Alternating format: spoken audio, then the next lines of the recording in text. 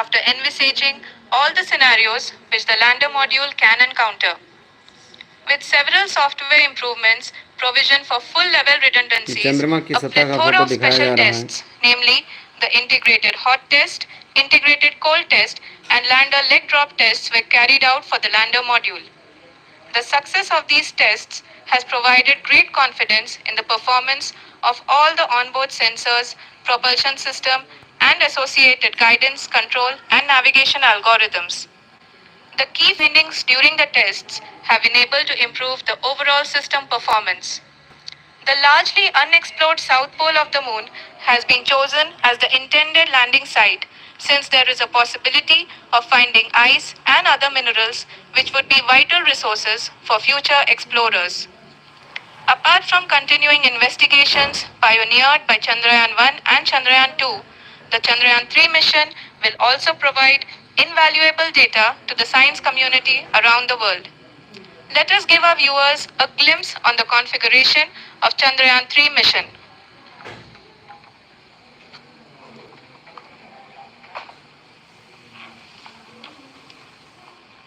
ये इस टाइप से चंद्रयान ये आ रहा है और इसको 90 डिग्री पर लैंड कराने के लिए बेंड करेंगे जिससे कि इसकी सॉफ्ट लैंडिंग कराई जा सके।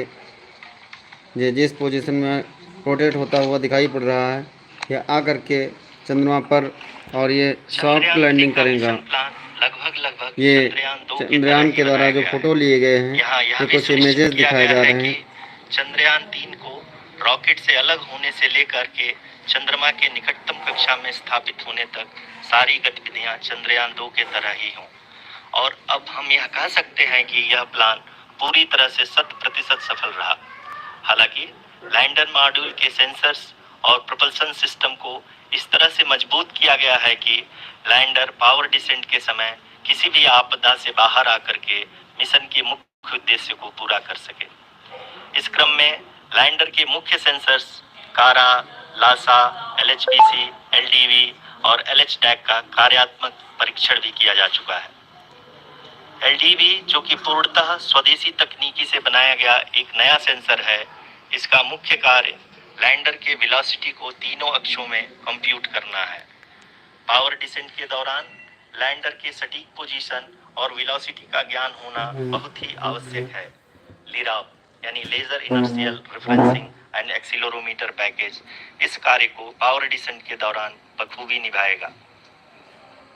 ट्रैजेक्टरी जनरेशन जो कि चंद्रयान 3 मिशन के लिए बहुत ही अहम है क्योंकि हर ऑर्बिट मैन्यूवर के बाद यह सुनिश्चित किया जाता है कि लैंडर की मिशन ऑब्जेक्टिव को ना बदले। इस क्रम में मैं यह भी आपको बता दूं कि ऑर्बिट डिटर्मिनेशन जो कि उपग्रह के पोजीशन और वेलोसिटी को बहुत ही एक्यूरेटली बताता है, एक बहुत ही कठिन और जटिल कंप्यूटेशन और एस्टिमेशन होता है। यहाँ यह भी जानना महत्वपूर्ण है कि चंद्रयान 2 का OHRC पेलोड अब तक काफी ऊंचे स्तर का डैम प्रदान किया है, जिसके फलस्वरूप लैंडिंग साइट की सीमा को बढ़ाकर 4 × 2.4 किलोमीटर कर दिया गया है, जो कि पावर डिसेंट के दौरान सॉफ्ट लैंडिंग कराने में काफी सहायक सिद्ध होगा। Apart from the sensors, Chandrayaan 3 is equipped with a suite of sophisticated payload instruments. While Chandrayaan 1 and Chandrayaan 2 orbiter have provided abundant remote sensing data of Moon, equally important are the on-site localized measurements that provide ground truths. Lander and rover have payloads which are completely new and will perform in situ analysis of lunar surface. The two spectroscopes on rover, APXs and LIBS, will actively measure the surface elemental abundances at the landing location and surrounding area. The lander carries a seismometer ILSA that can sense impact events and lunar quake. इसको landing प्रक्रिया को सफल बनाने के लिए हमारे वैज्ञानिक इसके बारे में जानकारी दे रहे हैं और बता रहे हैं किस प्रकार से लैंडिंग प्रक्रिया होगी, किस प्रकार से इसको लैंड कराएंगे और तभी लैंड होगा। वो हम लोगों के लिए बहुत ही अच्छा एक इतिहास में दर्ज किया जाएगा और बहुत ही गौरवान्वित पल होगा।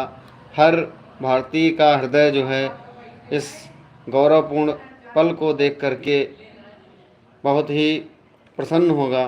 ये हम सभी के लिए एक गौरवपूर्ण क्षण होगा।